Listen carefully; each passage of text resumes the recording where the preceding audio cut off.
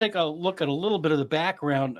During the first trial of Karen Reed, the Sallyport, the famous Sallyport video was put on. It was on for quite a while before the defense attorney said, "Hey, wait a minute. This is inverted. I don't like that word. It was backwards." And also, if you looked really close, there were times where there were jumps. Somebody would walk in and then they would jump out. Or the very beginning when the vehicle was brought in, that was cut out. So with that background, Karen Reed's attorneys reached out and said, "We want the original video." And Hank Brennan himself apparently said, "Fine, you can go there and get that video." So they fly their expert in from Phoenix, Arizona. He goes to Canton. He goes to the police department where they have all of this video information. And what I don't understand is the video people were there. I guess they had a person, Colleen Crawford, who was the multimedia director, certified forensic video technician, but she's a non-attorney. In a site view or a view or something like this, shouldn't an attorney on the other side, somebody from the DA's office or someone from the Commonwealth, shouldn't someone have been there for that view? I would think they would have someone there just to make sure the process goes off properly.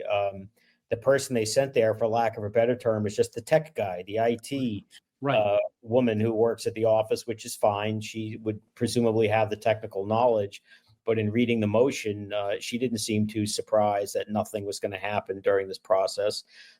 Again, whether a DA wants to attend or not personally to make sure the process goes off smoothly, the buck stops with him. It's his case. He's in charge of it. It's his credibility that's on the line. And let's be honest, in this process, the person whose credibility, if you put aside the people involved at the Canton police who screwed around with this video or accidentally deleted it, but in the current sense right now, it's not a good look for the prosecutor, the lead prosecutor handling the case a few months before trial, to have a defense expert come out for this process.